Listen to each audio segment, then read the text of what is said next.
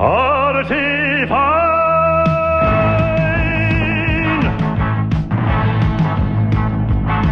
I got some economic hawks, a gin and tonic on the rocks, where angels fear to tread. I say, choose your booze, let's hit the red eye.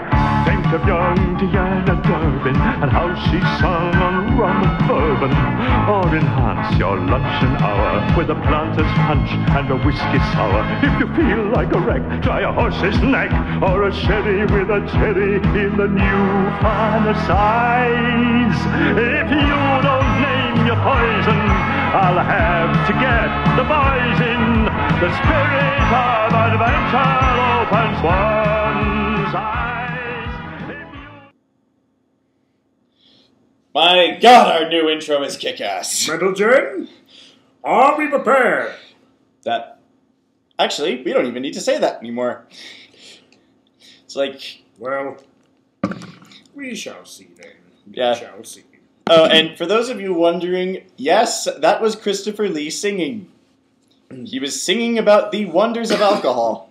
Yes. The wonders of booze. From a very, very interestingly underlooked film. Which we really recommend you watch. Or at least try and find, because, well, it's been a long time since it was out. Called The Return of Captain Invincible. It's directed by a man named Philippe Mora. And it's a Australian musical comedy about a superhero starring Alan Arkin and Christopher Lee. And Christopher Lee plays the villain. Yes. And yes, that was him singing about the wonders of booze, and we are really getting off track here. Tonight's story is really a special one. Yes, it's one of my personal favorites, and the first story on FinFiction that I ever favorited. It also stars his favorite background pony. Yes. Oh, and for the record, mine's Final Scratch. But anyway, unlike most of our readings, we are going to actually try to be serious with this one. So, while the character of Sweetie Belle does appear, Thackerzod will not. Yep. We are sorry for those of you who clicked on this expecting Thackerzod, but not this time. Try again later. Anyway, tonight's story is Of Apples and Roses and Their Thick Purple Proses by RavensDagger. That is an awesome name. Yes, good sir. Yes. This story is about poetry. Poetry, Roseluck, and love. Alright. So, chapter 1, the beginning. And away we go. The mare focused. Her hoof shivered as she moved the scissors forwards, every tiny motion seeming to be amplified by the pure silence hanging in the air. The tip of the scissors blade brushed against the very edge of the bonsai's unruly branch, causing her to gulp nervously.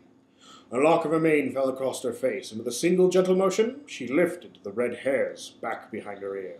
That's it. Slow and steady. Just snip that little stem and it'll be perfect. The scissors slipped forward, the blade slapping down under the tiny amount of pressure exerted by the mare. Hiya, Rosie! With a clean snip, the sharp edges cut through the main branch of the minuscule tree, slicing the priceless heirloom's topmost branch, and allowing it to tumble onto the previously spotless ground. As her hoof shivered, Roseluck deposited the scissors on the table's edge and let out a gentle sigh. It's not her fault. She's like that. She told herself as she rose from her bench and forced a kind of smile onto her lips. Hi, Raindrops. How are you doing? The familiar flash of the Pegasus' yellow body complemented an orchid nearby, and Roseluck thought about her friend as she watched her sniff at the flower. Roseluck's eyes settled back upon the beheaded bonsai tree. With another sigh, she studied her own beige coat, comparing it to the soft yellow of the Pegasus wiping pollen from her nose. Not bad. The mare finally answered as she wrinkled her nose, staring cross-eyed at the few remaining grains of pollen sitting upon her coat. I was just bored. Aha. Roseluck said, hoping that the other mare would leave her in the flower shop alone. For her part, Raindrops kept wandering around the florist's shop, eyeing the plants with something between boredom and detached judgment across her features. Why does my only friend need to be so, well, so unlike me? So, I was thinking... The mare trotted around a wall covered entirely in shelf-potted plants of every color and shade. She took a deep breath, and as though building up her resolve, and then smiled contentedly before going on. That poetry contest, it's this weekend, right? Roseluck nodded, returning her attention to her injured bonsai. This is going to be a pain in the hide. She thought as she leaned in. She inspected the damage, even as she kept raindrops in her peripheral vision. So, I was thinking... The mare lifted a hobby knife, and calling upon her earth-body magic, she brought the simple instrument to the tree. I could make it look natural, but it'll take some doing.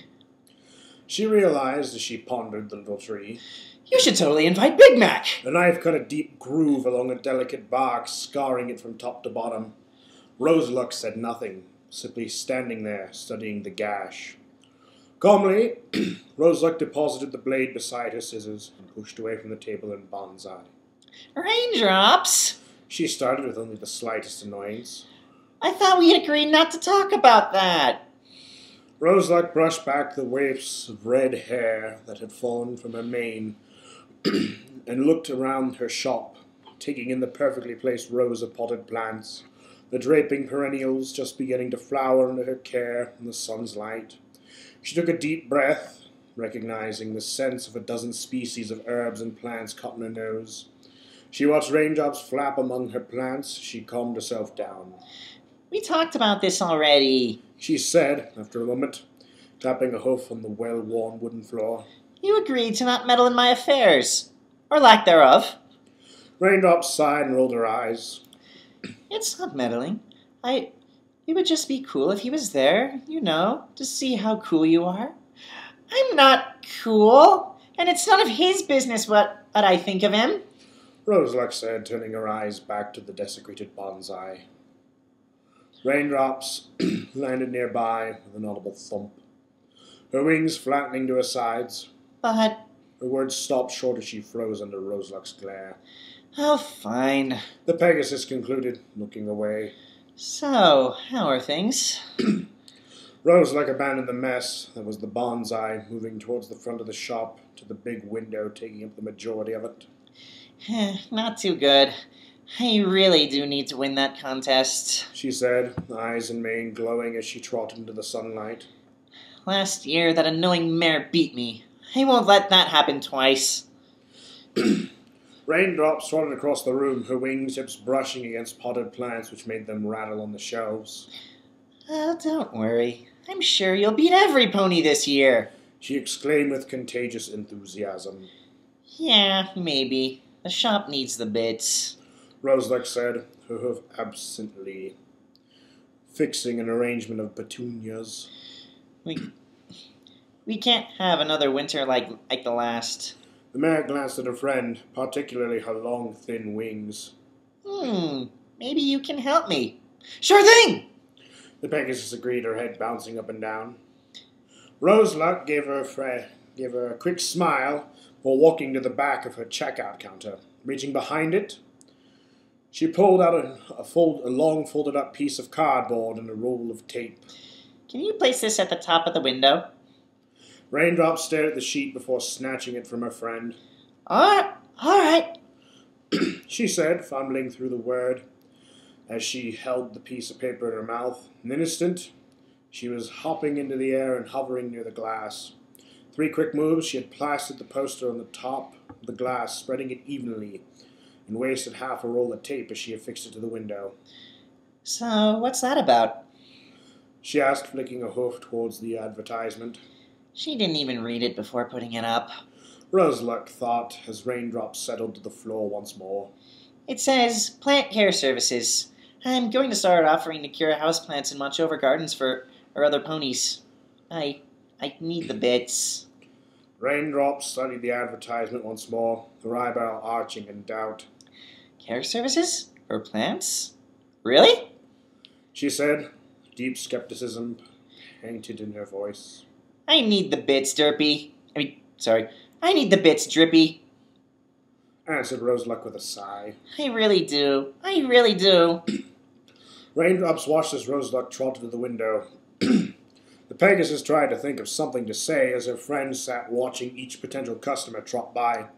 Jovial grins adorned the faces that came and went, the two pondering as every lost chance of a sale simply walked past the shop. That all changed when a group of 3 fillies pranced by. To Roseluck's surprise, one of them stopped, smiled, and then pointed towards the florist shop. Oh, looks like you have a client. Raindrops said as her face squished against the glass, her excitement growing visibly. Roseluck walked to her side, eyeing the energetic cream filly that hopped towards the front door. With the dinging of chimes, the front door opened, allowing the wide-eyed earth pony to sneak into the shop. Roseluck smiled kindly at the tiny customer, crossing the room to greet her. Hello, how are you doing today, sweetie? The filly blinked at her. No, ma'am, I'm Applebloom. That, sweetie. The filly said, matter-of-factly, pointing at her friend who sat outside. Raindrops grew a few giggles, stopping short when Roseluck's hoof found its way to her chest. Roseluck nodded the filly, suppressing a grin as she did so. Yes, dear. She said, regaining her composure. I know who you are. You're Big Macintosh's little sister. She noted to herself. How couldn't I know who you are? That's like. So, miss, why are you here today? Roseluck inquired. Looking for some flowers for a date? A new hobby, perhaps? Searching for a flower-related cutie mark? The filly's eyes widened at the last, but she shook her head. No, I'm here because of that poster. The filly nodded towards the recently installed sign, her bow bobbing on the back of her head. Bloomberg's brother, sick. It was Roseluck's turn to blink dumbly. Who? Twixter. What? Applebloom rolled her eyes and huffed. Three. Twixter is sick. Our brother's been trying to help him, but it ain't working none. Twigger's the last tree that came in from Adler, that being the old tree my great-grandpappy planted and they came even started a farm here in Pollenville. Oh, I don't do house calls. Although, she thought, biting her lower lip, her brother will be there. The filly shifted her weight from hoof to hoof. But, Twixter really needs the help. I can't start doing this now. I can't carry all the tools, and who'll watch over the shop while I'm gone? The mare asked, her eyes searching the shop for anything she could add to her list of excuses. Her eyes went wide as she settled on her friend. Raindrops had raised a hope to volunteer for the position with a huge grin on her face until Roseluck drove it away with a baleful glare. I might be able to go sometime next week, Roseluck said, turning back to where the filly still stood. As Applebloom stared back, her expression seemed to drop out of the child, and her heart hit the floor. Applebloom pawed the ground, studying her forehoof with a little miserable sound of worry began to rise in her. Slowly she lifted her head, catching Roseluck's eyes and playing at her sympathy. Both the filly's cheeks were puffed out, and her eyes went watery, even as Roseluck looked down at her. Please, Miss Flower Lady, you need to help us, and me and my friends can help. The filly whimpered in the most obvious of falsified tones. Roseluck looked up to the window. There were the faces of 2 more fillies sat, echoing that of the little earth pony. One, the unicorn, was the aforementioned sweetie, she guessed. Pegasus filly similarly dripped crocodile tears across her window pane. Roseluck gulped as the combined looks of pure adorableness flowing off their faces slowly eroded her ability to resist. Please? The little earth pony begged, her puppy eyes increasing in size exponentially. It was the most hilariously over-exaggerated play on her sympathy she could imagine, and it worked completely. Well, what's the worst thing that could go wrong? She thought as a sigh of uncertainty escaped her lips. Okay, fine. Happy squeals began sounding out amid the potted plants, and both Applebloom and Raindrops began prancing around the inside of the store. giggling happily as their jubilant bounds made every shelf in the vicinity shiver. Cutie Mark Crusader shopkeepers! The fillies and one mare chanted. The farce had dropped, and Applebloom was once more the happy, energetic filly Roseluck had seen in Big Mac's company. Not you, Raindrops, spoke Roseluck as her mind suddenly came alive, the mare picturing any number of things which truly could go awry. You're coming with me. We need to have a little talk. And obligatory scene change. Why did I agree to this? Roseluck wondered as bullets of sweat poured down her coat.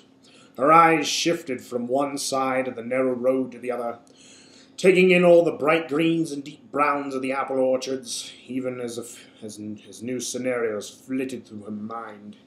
Rosie, you're sweating. Raindrops said, pointing out the obvious as she fluttered along, drooping under the weight of the 2 saddlebags.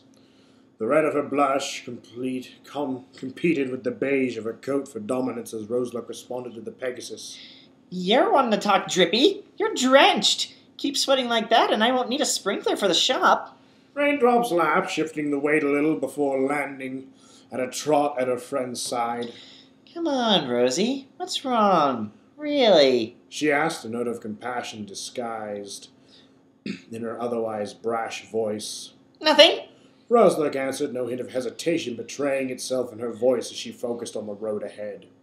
For a few short moments, both mares walked down the rough path in silence, the thick smells of nature permeating the air around them.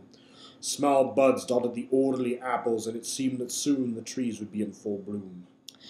I don't believe you. Raindrops finally said, breaking the silence. What's wrong? Really?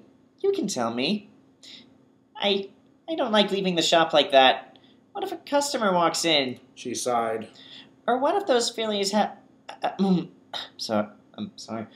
Or what if those fillies set the hose system on fire? Who knows what havoc they could cause in there? Raindrop shook her head. Come on. They look like responsible fillies. I'm sure everything's going to be fine. Now tell me what you're really worried about.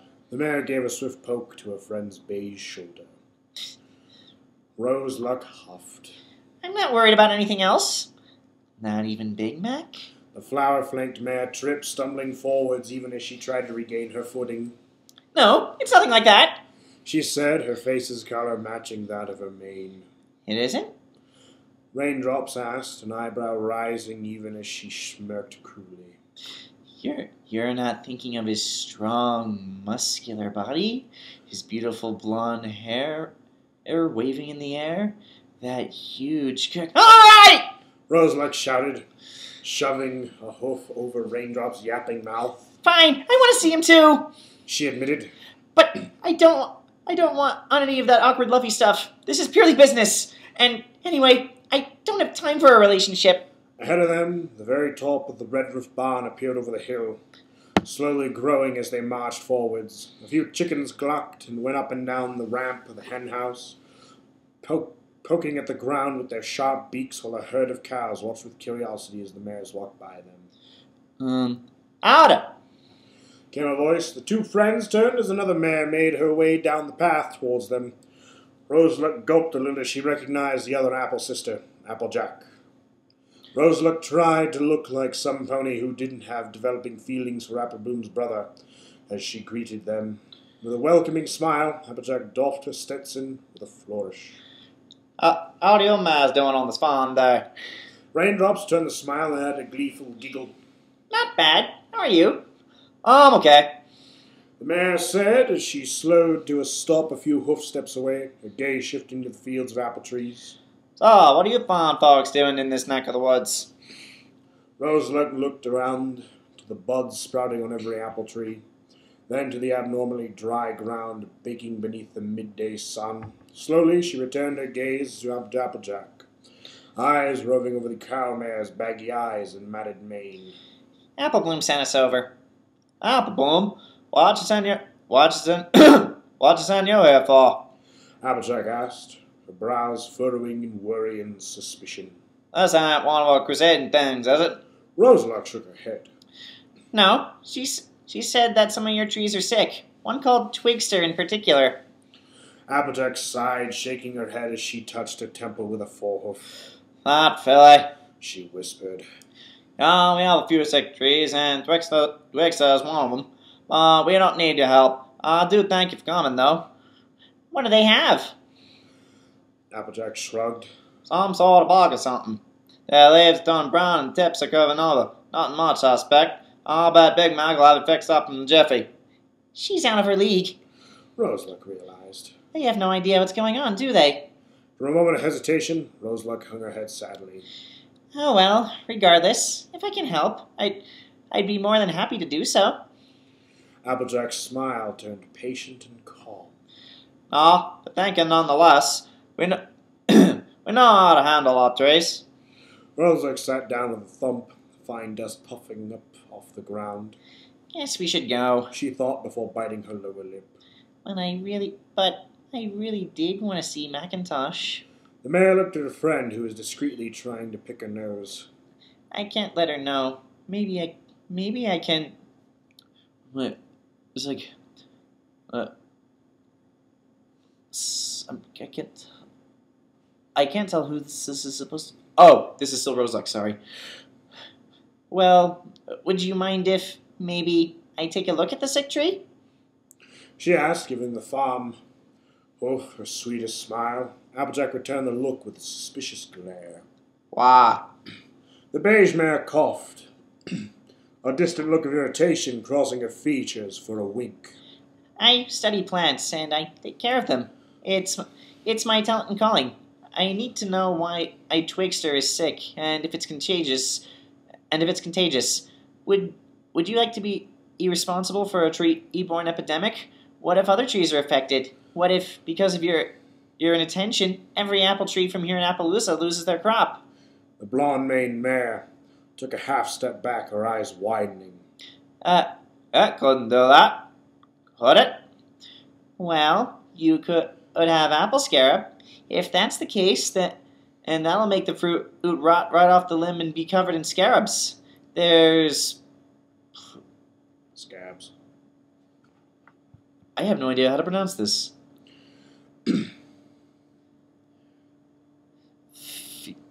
Phytophthora. Yep. There's Phytophthora rot, cork spot. Oh, I could go on. She watched a pale Applejack gulp hard. Sounds mighty serious, but you sure you know what you're doing?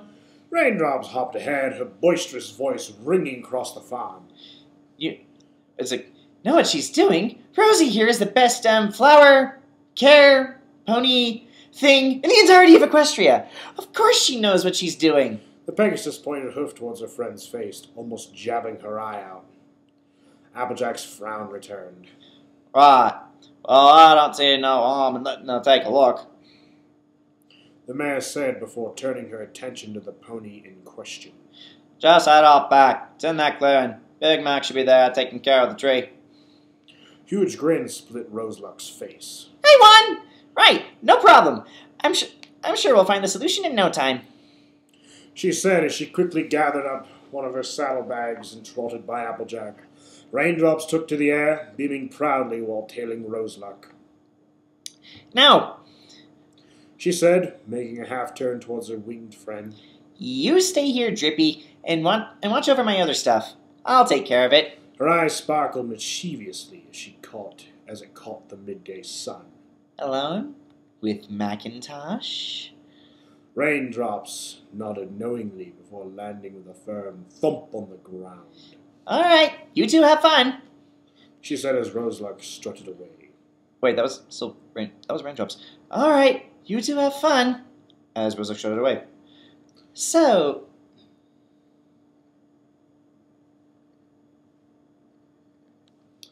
anyway. Sorry. So, AJ. The Pegasus began as she leaned upon a fence post. What does a mare like you do for fun around here? My one comedy bit, ladies and gentlemen. Oh my. Roseluck charged ahead, eyes fixed on the ever-growing scenery behind the imposing red barn. There There, a glade made up of trees was spread out, their shadows playing across all sorts of farm equipment, kept in tip-top shape. A few wildflowers grew along the building's edge, filling the air with their hearty aroma. A few insects buzzed by, inspecting the newcomer before they're flying away in a single swish of a tail to encourage them to be on their way. In an opening amongst the trees, a tall, thick, and very red stallion bent over, slowly moving a towel along the edge of a sickly tree, the tool practically caressing it as he carefully moved about. Roseluck's heart skipped a beat as she stared at his sweaty, muscle-filled back. She studied his strong forehooves as they delicately worked the tool in a steady rhythm. Oh, Celestia, he's so... She squeaked in surprise as he looked up, his deep emerald green eyes locking onto hers. Slowly, he rose to his full height, his surprise registering on his face at the sight of a pretty mare in his orchard. They stared, the mare and stallion, unmoving as a smooth breeze worked its way around them, swaying their manes softly. Hi. A voice, almost a whisper. The color of the massive stallion's face seemed to deepen for a moment as eyes glided across her. Order. He said, the word fighting up to her through his parched throat. I'm here to help. She said, working through the crackle of her voice and the beads of sweat pouring through her mane. With the tree, I mean. She wiped a hoof across her forehead. I must look so stupid. Do you want my help? She continued. Yup. She approaching him, bringing the canteen that rested on a nearby stump, hoofsteps loud on the smooth grass as her heart pounded in her ears. Her eyes shifted from the hunky stallion to the damaged tree. Oh my. She whispered. Every branch of the tree ended with dead tips. All of them darkened as somebody had set them afire. Cracks ran along some parts of the trunk, while the newer blossoms were limp and dead. Oh, this is bad. She thought as she visually inspected the plant. So, Big Macintosh began, running a hook through the nape of his neck. not that I'm on this, but why are you here?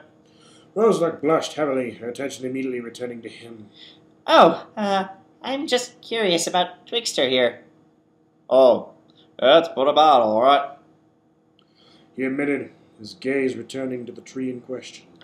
The bark, the leaves, the new buds are rotten, almost locked up and scorched. But the core cambium and the roots seem to be healthy, showing no signs of evident injuries inside, only external ones. For the life of me, I can't figure out what's causing this. Short of some pony coming here every night and holding a torch to it. She nodded to herself, her mind running through every piece of knowledge. It could be, but no, that's not the right kind of scarring. Perhaps score... No, that doesn't come around these parts. But those marks, just like a burn, and the core isn't ruined yet. It's fire blight! She said, her tone giving no room for doubt. He stared at her for a moment, slowly dropping into a sitting position as they looked at Twixter. Fire blight, miss? He finally asked. Yeah, it's rare in this area, and this isn't exactly the right time of year, but yeah, with that kind of marking, I can't see it being anything else. She sat at his side, fully aware of the way his coat brushed against hers after every deep breath he took. So, how do you plan on going it? He asked. With that, he took a drink from the canteen and passed it to her. Oh, Celestia, he's just trusting me like that? She thought, almost swooning on the spot. Well, you'll need to trim the outer branches, then prune any part that's infected. The stallion nodded and got up with a single smooth movement, moving past and around her. His hoofsteps faded somewhere behind the unmoving Roseluck before becoming louder as he returned, a long pair of pruning shears in his mouth.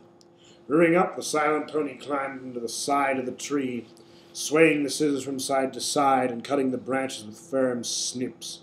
The parts he cut fell to the ground, crashing at his hooves under Roseluck's attentive gaze. Within minutes, the farm pony was done. Twigster was now small, the tree's summer splendor long gone as its once majestic branches lay in a heap on the ground below. Big Macintosh walked back to her side, the clipper still in his mouth. Well, He said, letting an exclamation hang in the air around them. Yes.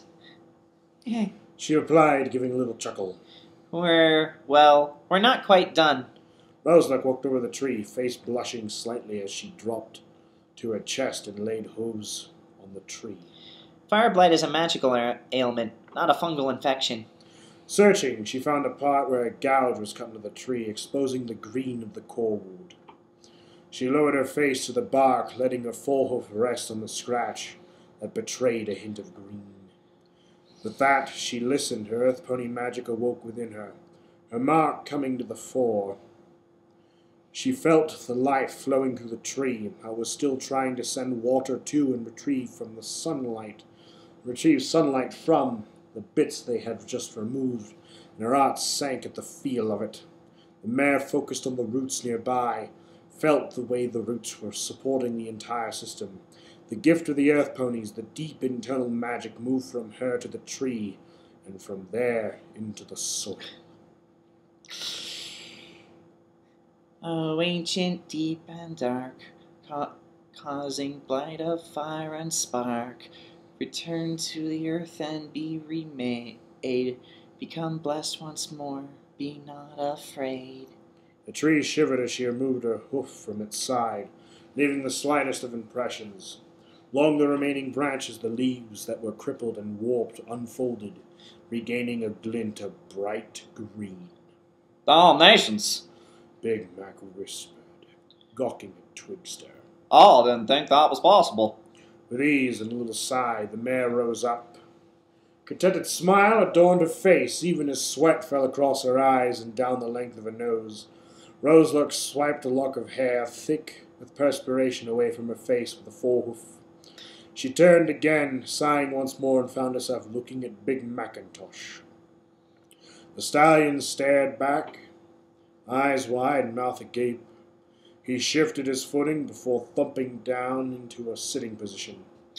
Well, that was right impressive, miss. He asked, stressing the question at the end. Her own eyes sparkled as she answered. Roseluck! My name is Roseluck. The mare looked down, a slow blush spreading across her features. Did he just compliment me? Pleasure to meet you, Mom.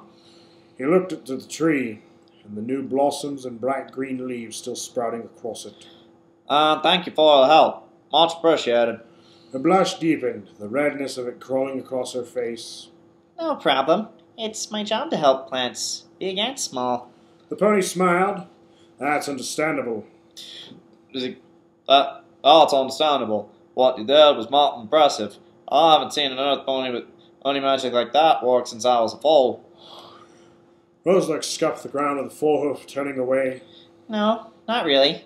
I'm just doing my work. One of his brows rose. Applejack called you? No, not really. Applebloom did. She said that Twigster needed some help. She said, her confidence growing as the subject turned to something more mundane. Well, she did the right thing. Without you, Twigster might have been a lost cause. Thank you, Miss Roseluck. It's nothing, really. She managed to choke out as she attempted to shrivel up and disappear. His green eyes radiated thankfulness, honesty, and worry as he approached her. Oh, you okay, Mom? He asked, bending towards her as his forehead creased, questioning. You look awful pale. She blinked at him, her face losing what remained of its color. I'm fine, but, maybe you could walk me back, unless it's a problem. She asked, almost pleading. Please say yes, please say yes, please say yes. Nope. No problem at all. He said. Moving aside, he extended a foreleg, pointing the way towards the barn and the Apple family house. Roseluck stepped past him, flashing a timid smile as she marched across the grassy ground. Big Macintosh walked at her side, keeping pace with the mare. They trotted side by side quietly, enjoying the fluttering of butterflies and little motions of nature, The dozens of critters played beneath the shadows of the apple trees, running after each other and nibbling at the occasional snack. Birds flew overhead, calling out to each other in their melodic voices and peaceful songs. It's so romantic. She thought, her gaze working towards the stallion at her side, just as she let out a peaceful sigh. Big Macintosh misunderstood the noise and coughed awkwardly. So, how are things in town? He asked. Don't get off the farm too much. It's the same as always. Quiet, other than the occasional disaster. She chuckled, happy at how casual the conversation had become. But on the whole, it's a nice, quiet town. You're not from here? He said, his words halfway between a question and a statement. No, I'm from Canterlot. She replied, quite unsurprised that he could see it in her. I moved here a while ago. There are a lot of flower shops up in Canterlot, too many to start my own. So I moved here, rented a small shop, and I'm trying my best to make ends meet. He nodded sagely. You own the flower shop? Yep, the best and only one in Ponyville. He smiled slyly at her, peeking at her form from the corner of his eyes. So that's why you got so good with the plants. Roseluck misstepped, almost tripping over the sudden compliment. I'm not that good. Yup, you are. She tried to hide a blush. I was right impressed that you were able to run like that as well. He said, looking out over the farm. Was that some sort of ancient magic spell or such? Oh, no.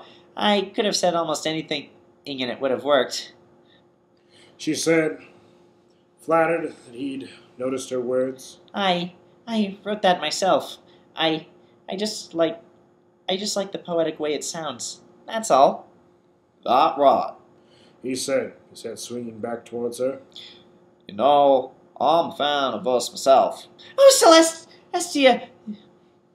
Wait. Oops. Sorry, I thought I went back into narration again. Oh, Celestia, do not say that you like poetry too! She said, her eyes coming alight. If you do, I'll drag you into the shade of the trees right now and... Well, you're really quite good yourself. Oh, sorry, that was Roseluck. Well, you're quite good yourself. She said, dragging herself out of her train of thought. You came up with quite the diagnosis back there. You were very close to the solution. And anyway, you're the one who did all the work. I just sat and watched. So, watched? He repeated in his deep baritone. What you did there at the end? That was magical. Ain't no other word for it. He gave a good, firm nod, leaving no room for argument. Roseluck gulped. He's awesome. Where did you learn to care for plants? I know you work on a farm, but you know more than you're letting on. I know it. He blushed, and she blinked at the sudden reaction, her heart going wild within her chest. Well, I like bucking as much as any warm-blooded pony, but there's something about caring for plants that makes me feel relaxed. Roseluck slowed her pace, letting the big pony pass her as she stared after him, blinking dumbly. Oh, Celestia, he's perfect. She thought as she sat down. Should I do something? Ask him out, maybe? That's what Rarity would do, but I can't. Can I? She recalled his gentle baritone and the admiration that appeared in his eyes as he watched her work. Just on a small date. Maybe. She argued. Chicken. The mare charged ahead, quickly catching up with the stallion. So, Big Macintosh? He looked down at her, quiet, smile on his large face. I was wondering if maybe someday you'd like to... Roseluck looked away, hoping that a blush wasn't as strong as it felt. Taking a deep lungful of air, she tried again. Go... Ow! Both ponies turned, their gaze shifting onto Raindrops and Applejack. The mares were at each other's throats, their hackles raised, As they glared at one another, Applejack stomped forwards, a puff of dust rising off the ground. I'm telling you, no god's gonna calm with this. The cowmare said in an even tone, stabbing a hoof at Raindrop's chest. No. You no good? Your brother's the one that's no good! The Pegasus taunted, sticking her tongue out defiantly. Behind the two of them was a horseshoe rink, though not one of the rounded pieces of metal was near the hole, and glass littered the ground near the barn's side where a window was coincidentally missing. Why, I oughta... Don't you dare talk about my family like that. You and that ugly redhead. Raindrops took to the air with a single broad strike of her wings, the Gus reaching Big Mac and Roseluck standing nearby watching the procession. Rosie isn't a... Well, she is a redhead, sorta. But she's not ugly. I'll bet she's better than that fat brother of yours. Better, huh? In what way? Applejack yelled back as she reared into the air. My brother could beat all at anything. Anything? Applejack nodded firmly. Anything. Roseluck groaned, slapping her face with a forehoof. This won't end well. All right. The annual Ponyville Poetry Competition is this weekend. Raindrops said, landing inches away from Applejack's face. Roseluck took a half step forwards. Trippy! I'm sure that fat brother of yours couldn't come close to touching Roseluck. Roseluck and Big Macintosh shared a quick look before she spoke. This won't end well, will it? Nope. Applejack stomped the ground, her eye twitching sporadically. All right, you're on. This is going to be a problem. All right, that is the end of Chapter 1. And, unlike our epic reading, we are actually going to rate this chapter. Yes. You first? You first. I am going to give this a 9.5. It actually makes me care about a character I would have otherwise had no reason to read about. It really sets up her character, makes you feel for her, and you could really tell it's going somewhere. I am going to give this a 10 out of 10. My highest rating yet. Yup. I liked the characters. The setup was nice. Dialogue flowed smoothly. And it was believable. You did a good job, sir. And in later chapters, I will say this for now, your poetry writing is quite exceptional. But that is beside the point. I think... Never mind. Yeah.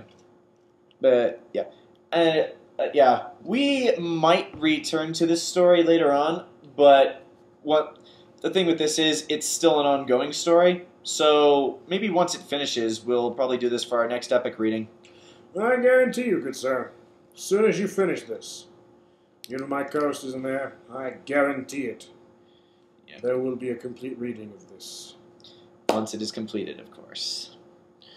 And, yeah, just keep doing what you're doing, man. You're obviously good at it. Mm-hmm.